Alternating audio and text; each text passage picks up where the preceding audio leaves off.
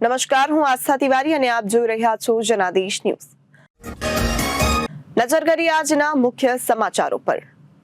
સોનગઢ નગરમાં તાપી જિલ્લા ભારતીય જનતા પાર્ટી દ્વારા સદસ્યતા અભિયાન 2024નો વિધિવત રીતે શુભારંભ કરવામાં આવ્યો છે। આ કાર્યક્રમમાં પ્રદેશ સદસ્યતા અભિયાન 2024ના સહ સંયોજક અને 172 નજર વિધાનસભાના ધારાસભ્ય ડોક્ટર જયરામભાઈ જાવેદ સાહેબ, તાપી જિલ્લા ભારતીય જનતા પાર્ટી પ્રભારી મધુભાઈ કાઠિડિયાજી, તાપી જિલ્લા ભારતીય જનતા પાર્ટી પ્રમુખ મેઘભાઈ જોશી સાહેબ, તાપી જિલ્લા પંચાયત પ્રમુખ ઝાલમભાઈ વસાવા, તાપી જિલ્લા ભાજપા મહામંત્રાલય રાકેશભાઈ કાચાવાલા, શ્રી સુહાગભાઈ પાડવી, શ્રી નીલેશભાઈ ચૌધરી, પૂર્વ ધારાસભ્ય સુભાષભાઈ પાડવી, પ્રદેશ આદિજાતિ મોરચા સદસ્યતા અભિયાનના સંયોજક શ્રી રાજેન્દ્રભાઈ કુંવારા, વ્યારા નગરપાલિકા પ્રમુખ રીતેશભાઈ ઉપાધ્યાય અને તાપી જિલ્લા સદસ્યતા અભિયાનના સંયોજક ઉપસ્થિત રહ્યા હતા।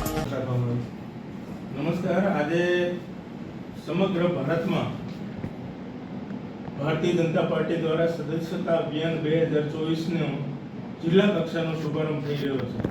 2 તારીખે માનનીય નરેન્દ્રભાઈ મોદી સાહેબ, આપણા માનનીય વડાપ્રધાનશ્રીએ આ અભિયાનની શરૂઆત કર્યા પછી ગઈકાલે માનનીય મુખ્યમંત્રી શ્રી અને CR પાટીલ સાહેબની અધ્યક્ષતામાં અમદાવાદ મુકામે સમગ્ર રાજ્યનો સદસ્યતા કાર્યક્રમ ખુલ્લો મૂકવામાં આવ્યો અને આજે અમે અમારા તાપી જિલ્લાની આ સદસ્યતા અભિયાનની શરૂઆત કરવા જઈ રહ્યા છે। ત્યારે અમારા જિલ્લાના ધારાસભ્ય અને આ સદસ્યતા અભિયાનના સહસંયોજક એવા માનનીય ડૉક્ટર જયરામભાઈ, જિલ્લા પંચાયતના પ્રમુખ શ્રી ઝાલમસિંહભાઈ, અમારા ભારતીય જનતા પાર્ટીના પ્રમુખ શ્રી મયંકભાઈ, 3 મહામંત્રીશ્રીઓ, આ સોનગઢ શહેરના પ્રમુખશ્રી અને સૌ અત્યારે આગેવાનો હાજર છે। આજે આ અભિયાન દ્વારા અમારા જિલ્લા પંચાયતના સભ્ય અને માનનીય ધારાસભ્યોને અમારા પ્રમુખશ્રી સદસ્ય બનાવી અને આ અભિયાનની અમે શરૂઆત કરીએ છીએ। આશરે તાપી જિલ્લામાં કેટલા સદસ્યો બનાવવાનો આપણો ટાર્ગેટ છે? આમ તો અમને રાજ્યના ભારતીય જનતા પાર્ટી દ્વારા દરેક વિધાનસભાથી 1 લાખનો લક્ષ્યાંક આપવામાં આવ્યો છે અને મને શ્રદ્ધા છે કે અમારા ભારતીય જનતા પાર્ટીના કાર્યકરોની મહેનત, નિષ્ઠા અને પ્રમાણિકતાથી અમે 2 લાખનો આંકડો પાર કરીશું। આપને શું લાગે છે સદસ્યતા અભિયાનથી પાર્ટીને શું ફાયદો છે? ચોક્કસ દુનિયાની એકમાત્ર મોટામાં મોટી પાર્ટી અને જેનો નિયમ એવો છે કે દર 4 વર્ષે અથવા 6 વર્ષે આ સભ્યતા બધાની પૂરી થાય છે અને નવેસરથી દરેક સભ્યને સભ્ય બનાવવામાં આવે છે, જેથી ઘર ઘરે જવાનો સંપર્ક ખૂબ મોટી સંખ્યામાં થાય છે, જેના લીધે કાર્યકર્તાઓમાં પણ જોવામાં ઉત્સાહ આવે છે। યુવાઓને પાર્ટી તરફ આકર્ષવા માટે, વિચારધારા સાથે જોડવા માટે શું વિશેષ આયોજન? આ સદસ્યતા અભિયાનમાં અમે સમગ્ર કોલેજો, મોટી 18 વર્ષથી ઉંમરના યુવાનો, આના માટે જુદા જુદા કિયોસ્ક અને અન્ય કાર્યક્રમો દ્વારા યુવાઓને અમે આકર્ષિત કરી અને 18 વર્ષ ઉપરના તમામ યુવાનોને ભારતીય જનતા પાર્ટીમાં જોડવાના છે। લોકોને એક લાઈનમાં જો કહેવું હોય તો કેમ જોડાવવું જોઈએ ભારતીય જનતા પાર્ટી? ભારતીય જનતા પાર્ટી ફક્ત રાજકારણ કરતી નથી, પણ દેશ માટે અને રાષ્ટ્ર માટે કામ કરે છે, એટલે ફરજિયાત ભારતીય જનતા પાર્ટીમાં જોડાવવું એ આપણી પ્રામાણિક ફરજ છે। વિધાનસભામાં લગભગ 87,000 નોંધણી આપણે કરેલી હતી, એમાં ખાલી 8-10% જ વધારો છે અને એ જ રીતે વ્યારા વિધાનસભામાં પણ લગભગ 76-78,000 કરેલા હતા। એટલે બંને વિધાનસભા અને 2 અડધી વિધાનસભા આવે છે, એ બંને વિધાનસભામાં આપણે 50-50,000નો ટાર્ગેટ રાખીએ છીએ। અને સરખેજ ભારતી આશ્રમ વિવાદમાં આવ્યો છે। રડતા રડતા વિશ્વેશ્વરી ભારતી બોલ્યા, કોઈ ખરાબ કામ નથી કરતી। અમદાવાદના સરખેજ ભારતી વિશ્રામ આશ્રમ વિવાદ મામલે સ્વામી હરિહરાનંદ દ્વારા ગુરુ શિષ્યની પરંપરામાંથી દૂર કરવામાં આવેલા રવજી ભગત ઉર્ફે ઋષિ ભારતી અને વિલાસબેન ઉર્ફે વિશ્વેશ્વરી ભારતીએ સ્વામી હરિહરાનંદ અને આશ્રમના મેનેજર દ્વારા લગાવવામાં આવેલા આક્ષેપોને લઈને ખુલાસો કર્યો હતો। વિશ્વેશ્વરી ભારતી માતાજીએ મીડિયા સાથેની વાતચીત દરમિયાન ભાવુક થયા। તેમણે રડતા રડતા કહ્યું કે મારા પર જે આક્ષેપ કરવામાં આવ્યા છે તે તદ્દન ખોટા અને વાયા વિહોણા છે। તેમણે કહ્યું છે કે મારા પર જે આક્ષેપો થયા છે તે બાદ મને ખૂબ દુઃખ થયું છે અને તમામ આશ્રમમાં રહેવા માટે હકદાર છું। હું આશ્રમમાં બાપુ મને બેસાડીને ગયા છે। આ સાથે તેમણે ઋષિ ભારતી બાપુને બદનામ કરતા હોવાનો પણ આક્ષેપ પણ કર્યો હતો। તેમણે કહ્યું કે હરિહરાનંદજી મારા ગુરુ સમાન છે। વિશ્વેશ્વરી ભારતી માતાજીએ કહ્યું કે એક સાધ્વી પર આવા આક્ષેપ ન કરવા જોઈએ। હું એટલી બધી અંદરથી વિચલિત થઈ ગઈ કે ઓચિંતાનું મારી પર શું થયું અને આશ્રમમાં રહેવાનો મને હક હોય। હું સાધુ છું, હું પણ શિષ્ય છું, હું પણ એક સાધ્વી છું। મોટા બાપુ જ્યારે હતા વિશંભર ભારતી બાપુ, હું ત્યારથી છું, અત્યારે નથી આવી. મોટા બાપુ મને ખૂબ લાડથી રાખતા. તો કોઈ પણ દીકરી સંતો થાય, સાધુ બને અને આવું થાય, બહુ દુઃખ થાય છે હૃદયમાં. કેમ કે એક સંસાર મૂકી અને સાધુ થતા હોય છે. તમને સાધ્વી પક્ષથી પણ હટાવવામાં આવ્યા છે. ના, એ વસ્તુ ખોટી છે. અમારા એક લેટર, એક નોટિસ બી આવી હતી, એમાં આપને કોઈ પણ લખી ના શકે. મને ઓલું વિડીયો આપો તો બાપુ. અમારા પંચસ્તંભ જૂના અખાડા નક્કી કરતો હોય છે. નોટિસમાં એવું હતું કે તમને સાધ્વી નહીં, અમારા અખાડામાં અમારા હરિગીરી મહારાજજી છે, ગુરુજી, એનું સ્ટેટમેન્ટ છે, હું તમને આપું છું. ના, એમાં તમને મહાન કોલેજ આવશે. આવા સાધવી ઉપર આવા કોઈ આક્ષેપો કરે તો આ એક તો સનાતન ધર્મની અંદર કોઈ પણ વ્યક્તિ હોય એને નીચું જોવાનું થાય.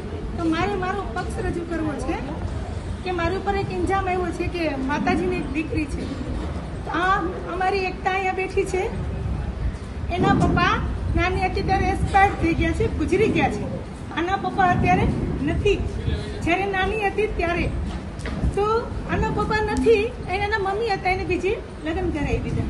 તો આ એક નિરાધાર બાળક કહેવાય. શું કહેવાય? એક આ હ્યુમિનિટીનું કાર્ય છે. ઋતંભરા દીદી છે, કેટલી દીકરીઓ એની પાસે છે. ગીતા દીદી છે, કેટલી દીકરીઓ એની પાસે છે. તો હું કોઈ એવું ખરાબ કાર્ય મેં નથી કર્યું જીવનમાં. અને આજ મારી એકતા અહીંયા મારી સામે છે, એટલે હું મારો પક્ષ રજૂ કરવા જનતાને એમ થાય કે માતાજી, વિશ્વેશ્વરી માતાજી શું છે, મારા આ કરવું પડે એ પણ મને બહુ દુઃખની વાત છે. અને ગુરુ છે એ પિતા સમાન છે.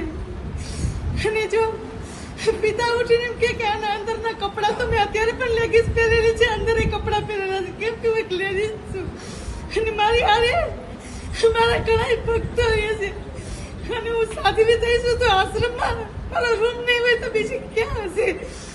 તો હું આશ્રમમાં ન રહું તો હું ક્યાં જાઉં?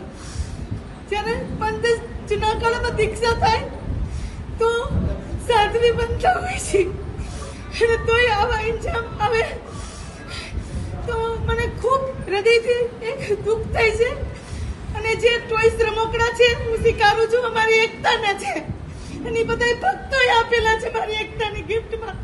અને મારી હારે બીજી પણ છોકરા નાના નાના હોય છે. તો હું કોઈ ખરાબ કામ નથી કરી રહી. જેના મા બાપ ન હોય એ આશ્રમમાં જ મોટા થતા હોય.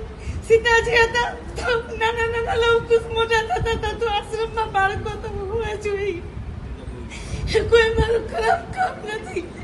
તો મને આ વસ્તુથી આ 3 દિવસથી બહુ અંદરથી વિચલિત છું કે પરમાત્મા, પ્રોપર્ટીનો મામલો અલગ છે, તમે કબજો લઈ લીધો એ વસ્તુ અલગ છે, પણ મારી ઉપર આ વસ્તુ મને બહુ દુઃખ થાય છે. એક મારો બાપ છે, મારી હરણ બાપુ છે, બાપ ઉઠીને દીકરીના કપડાની વાતો કરાવે, કેટલું રહે છે. હું બીજું કાંઈ કોઈને ન કહો, બધા મારી એકતા છે, મને જ્ઞાન આપું છું. એકતા હરિગીરી નંદની બોલ મારતી કોઈક મસ્ત બોલશે, તમે સાંભળજો હું કેવો સંસ્કાર આપું છું. બોલો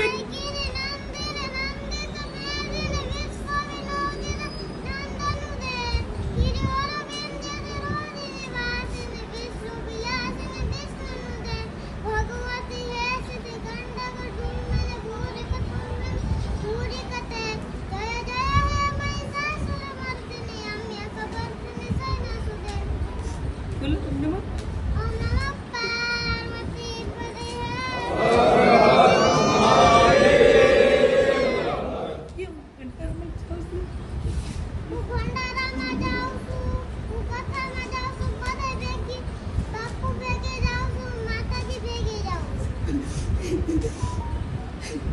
તો અમારી આ બધાની દીકરી છે. જે રીતે તમારા રૂમમાં જે મહિલા ગઈ હતી અને બધી વસ્તુ બતાવતી હતી, એના વિશે આપનું શું કહેવું? મારે કોઈને કઈ નથી કે કેવું. આ રીતે જવું બી ખોટું છે ને? એ તો બધા. અને એક બીજી વાત કરું કે આના સર્ટિફિકેટમાં આવે છે વિલાસબેન પ્રકાશભાઈ ગીડા. તો મારું નામ પણ પુરાણું નામ એ છે, અને આની મમ્મીનું નામ પણ પુરાણ ઓલું છે.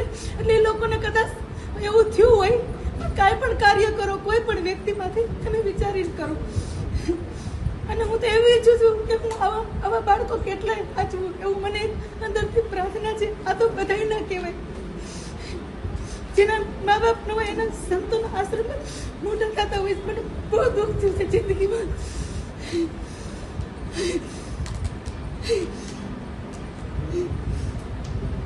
થશે કારણ કે લાંછન લગાવવામાં આવ્યું છે ત્યારે. માતાજી, મેં મારો પક્ષ રજૂ કર્યો, મારી ભાવના બધા સમજશે.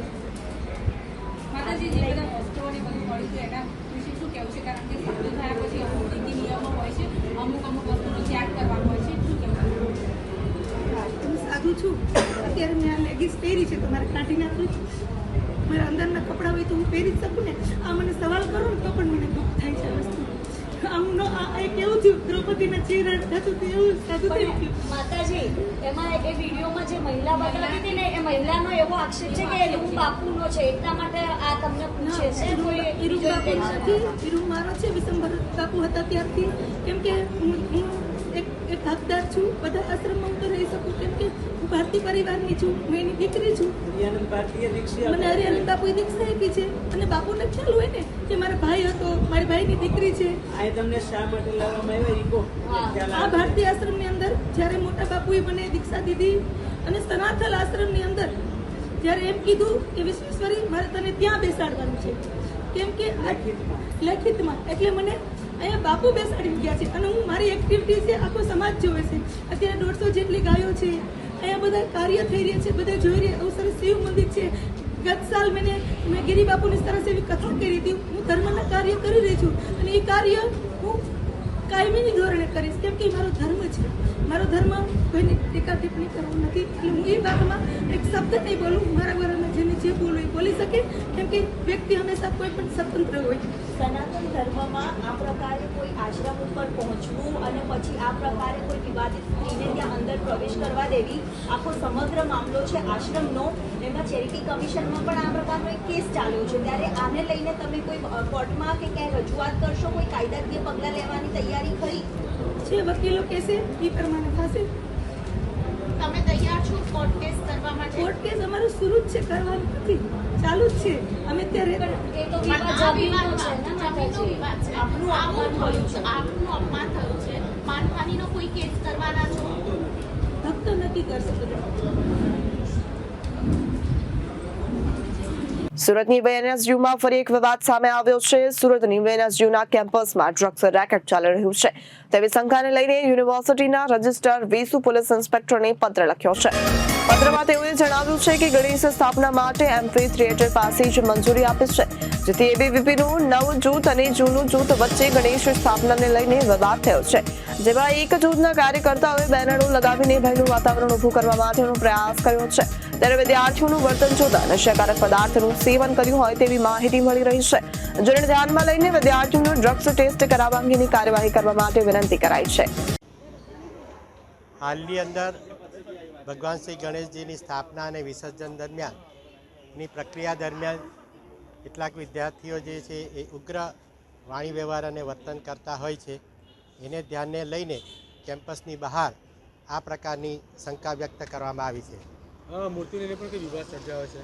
એ સંદર્ભમાં 8 ફૂટથી ઊંચી પ્રતિમા હોય તે પ્રતિબંધિત છે, એટલે એ જૂથને એ કેમ્પસની અંદર આ પ્રતિમાને લાવવાની ના પાડવામાં આવી છે. હવે કયા પ્રકારની કાર્યવાહી રહેશે? હવે યુનિવર્સિટીના ગેટથી જ આ તમામ પ્રકારના ચેકિંગ કરવામાં આવશે અને એની અંદર આદરણીય પોલીસ તંત્ર દ્વારા જે કંઈ કાર્યવાહી કરવામાં આવશે એમાં યુનિવર્સિટી તંત્ર સંપૂર્ણ સહકાર આપશે. સુરત શહેર પોલીસ હેડક્વાર્ટર ખાતે ગ્રાઉન્ડ વોટર રિચાર્જ કાર્યક્રમનું આયોજન કરાયું છે. ત્યારે કેન્દ્રીય જળશક્તિ મંત્રી CR પાટીલની અધ્યક્ષતામાં આ કાર્યક્રમ યોજાયો હતો.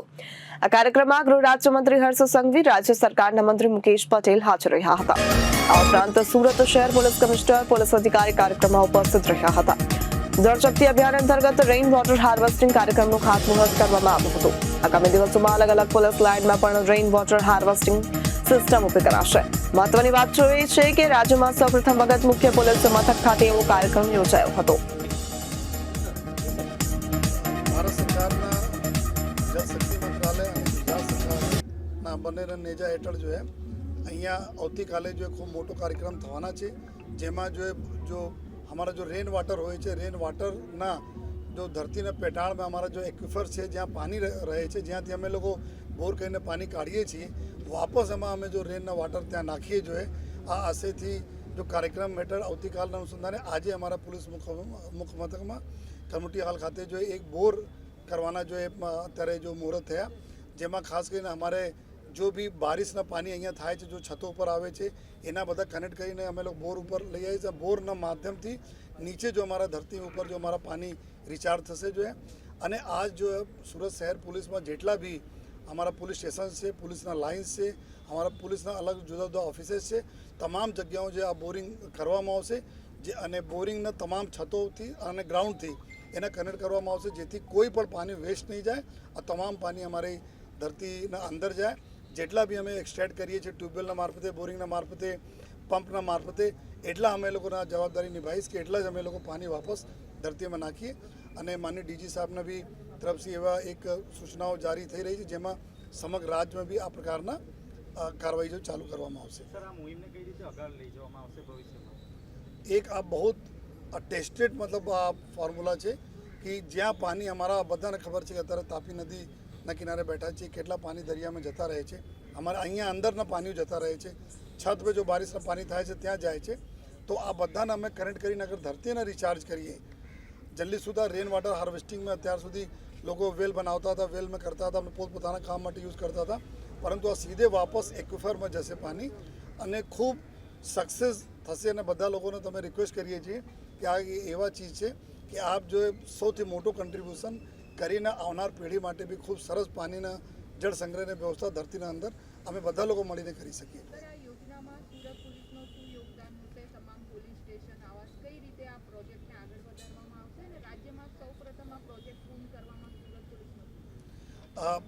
અત્યારે અમે જો સરકારશ્રીના જો એજન્સીઝ જો કામ આ દિશામાં કરી રહી છે, અલગ અલગ જો જિલ્લાઓમાં જો અમારા જો ગ્રામ વિસ્તારોમાં જો કલેક્ટરશ્રીના હસ્તક, અહીંયા જો કોર્પોરેશનના એના સાથે સંકલન કરીને અમારા જો પોલીસ સ્ટેશન ગ્રામ વિસ્તારના આમાં પડે છે અને જો પોલીસ સ્ટેશન અમારા શહેરમાં પડે છે, ત્યાં બધા સંકલન થઈ ગયા છે.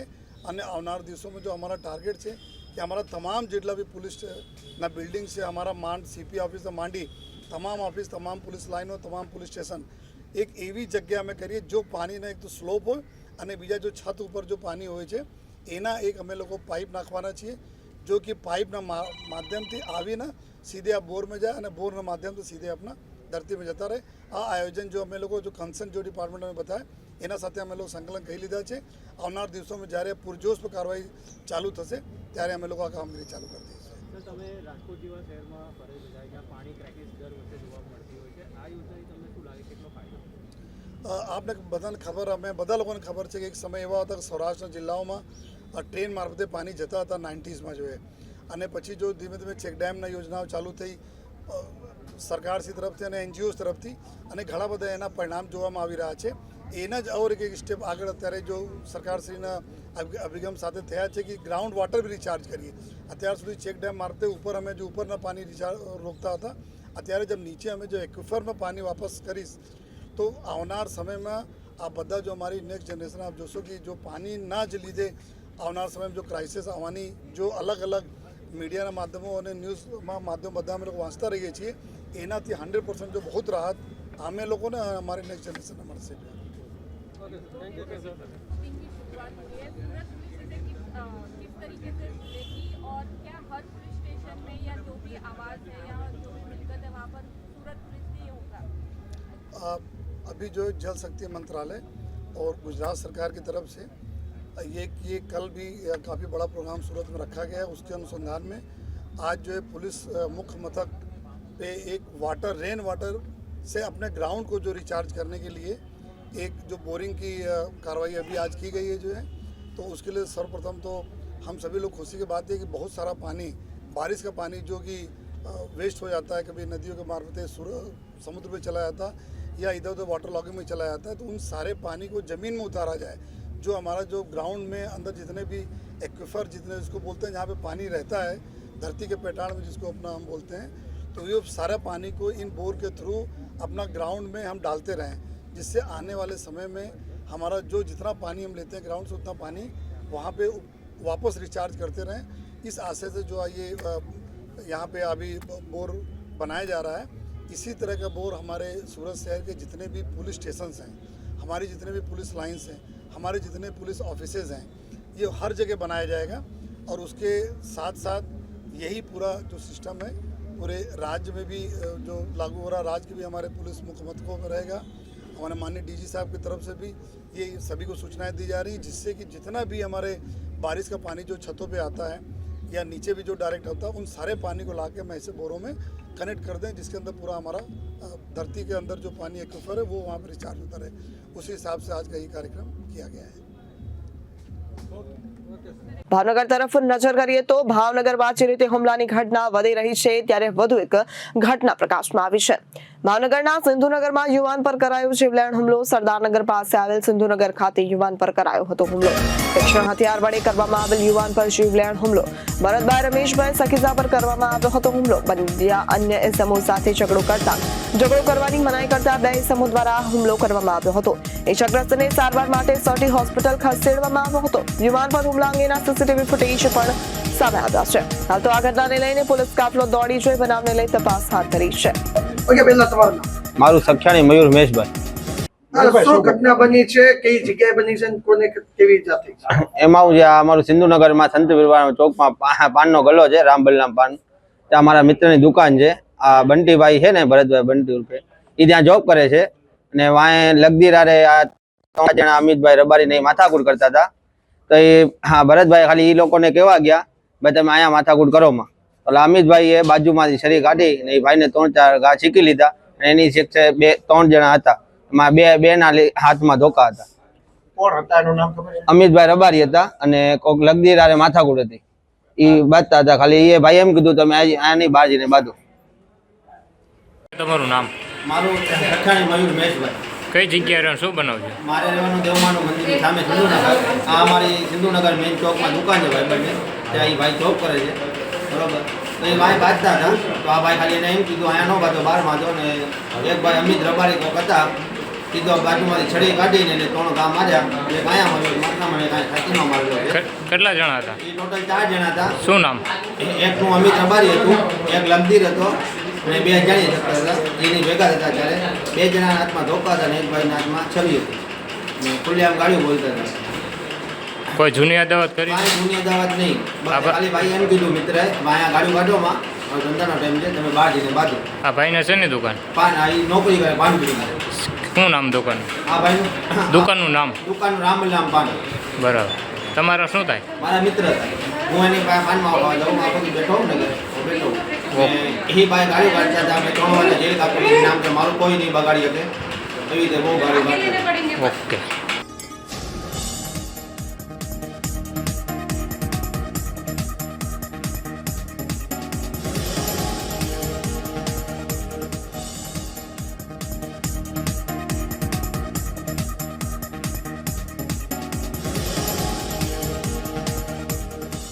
વડાપ્રધાન નરેન્દ્ર મોદી હાલ વિદેશના પ્રવાસે છે ત્યારે વડાપ્રધાન નરેન્દ્ર મોદીએ સિંગાપોરના એમેરિટસ વરિષ્ઠ મંત્રી ગોહ ચોક ટોંગ સાથે મુલાકાત કરી હતી, જેનો વિડીયો વાયરલ થયો છે।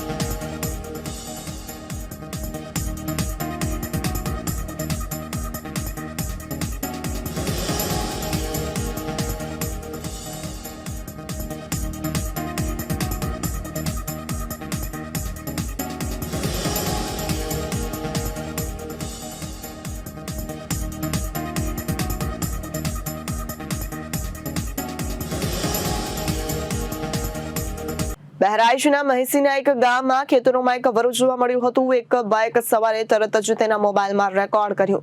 આ વિડીયો સોશિયલ મીડિયા પર ઝડપથી વાયરલ થઈ રહ્યો છે. જુઓ વિડીયો.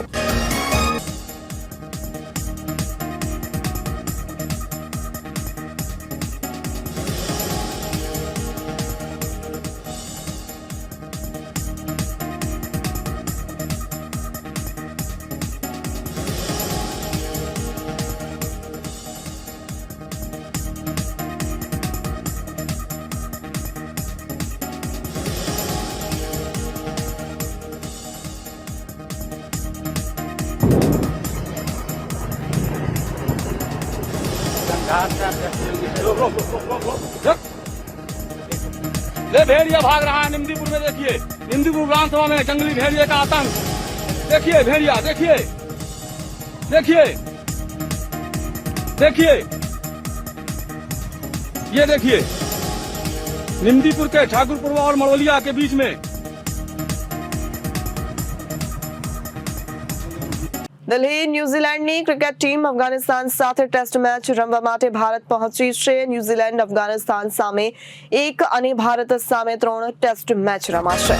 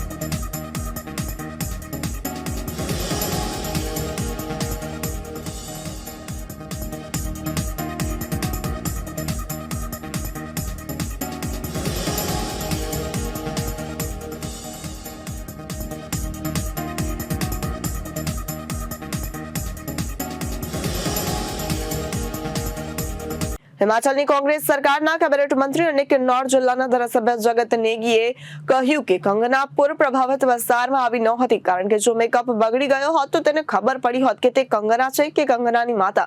મંત્રીએ આ નિવેદન સાંસદ દ્વારા હિમાચલ પ્રદેશના પૂરગ્રસ્ત વિસ્તારોની મુલાકાત ન લેવાના સંદર્ભમાં આપ્યું હતું. कंगना जी ने कहा, ट्विटर किया, उन्होंने ट्वीट किया कि मुझे कुछ अधिकारियों ने, कुछ विधायकों ने ये कहा कि हिमाचल में रेड और येलो ऑरेंज है, इसलिए आप अभी मत आओ. जबकि उसमें समेज में उनके अपने चुनाव क्षेत्र में 34 लोग जान जो है गवा चुके थे, मंडी में 9 लोग जान गवा चुके थे. तो ये जो मेरे ख्याल विधायकों में तो शायद जयराम जी होंगे जिन्होंने कहा होगा मत आओ भाई, खतरा है, क्या आराम से आओ. अब अधिकारियों का पता नहीं कौन थे वो अधिकारी, अब उनको भी ढूंढना पड़ेगा कि क्यों ऐसा कोई वो है, या तो उनको पूछना पड़ेगा बताइए कौन अधिकारी है. और जब सब कुछ ठीक हो गया, समय से मैं पहुंची वहां पर और वो बरसात में वैसे भी नहीं आना था उन्होंने, क्योंकि मेकअप जो है सारा खराब होना था। फिर लगना था ये कंगना है या कंगना की माँ है, पता ही नहीं लगना था। तो वो आई उधर, तो जब सब कुछ वहां ठीक ठाक हो गया, गड़ियाली आंसू बहा के चले गई। तो ऐसा भी क्या करना, तो ये बड़ी बड़ी बातें करते हैं। अब हम कहना नहीं चाहते हैं कि हमने आपदाओं में किस किस्म के हमारे मंत्रीगणों ने, हमारे माननीय विधायकों ने जो है उस समय रात के 2-2 बजे तक बैठकर किसी ने जो है किस किस्म की जो है वहां पर घटनाओं में लोगों की मदद की। अब ये कहते हैं मैं उधर गया था, 2 घंटे पैदल चला, बहुत कुछ हो गया। अगर मैं कहूं तो मैं तो 14,000 की ऊंचाई पे गया, मैं तो डायबिटिक आदमी था। 14,000 की ऊंचाई पे जाकर अपने जान को जोखिम में डाला, मैंने तो कभी नहीं कहा। पर जब ये कहते हैं अपने 1 घंटे की बात, तो हमें हमसे भी नहीं रहा जाता। और सबसे बड़ी बात यह है कि जिन लोगों ने इस प्राकृतिक आपदाओं में, चाहे वो हमारे होमगार्ड के जवान थे, चाहे हमारे पुलिस के जवान थे, चाहे वो ચિત્તોડગઢ જિલ્લાના મંદફિયામાં સ્થિત પ્રસિદ્ધ કૃષ્ણધામ શ્રી સાવલિયા શેઠના મુખ્ય મંદિરમાં સિર સ્ટોર પરંપરા મુજબ ચતુર્દશીના અવસરે ખોલવામાં આવ્યો હતો, જેમાં મત ગણતરીનો પ્રથમ તબક્કો પૂર્ણ થયા બાદ સાવલિયા શેઠ દ્વારા શ્રદ્ધાળુઓ તરફથી 8 કરોડ રૂપિયાનો પ્રસાદ મળ્યો હતો। પરંપરા મુજબ દર મહિનામાં અમાવસ્યાના અવસરે આ મંદિરનો ભંડારો ખોલવામાં આવ્યો છે, જેમાં સ્ટોર ખોલ્યા બાદ ઓસારા પૂજારી થાળીને ભરીને રકમ કાઢે છે અને ત્યારબાદ બાકીની રકમ ગણતરી શરૂ થાય છે।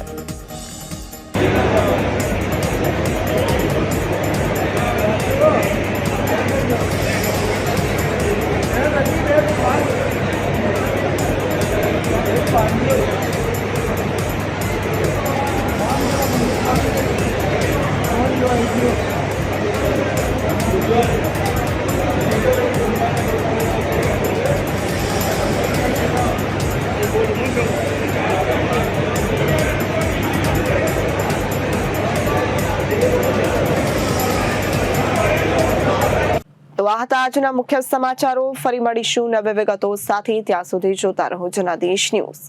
નમસ્કાર।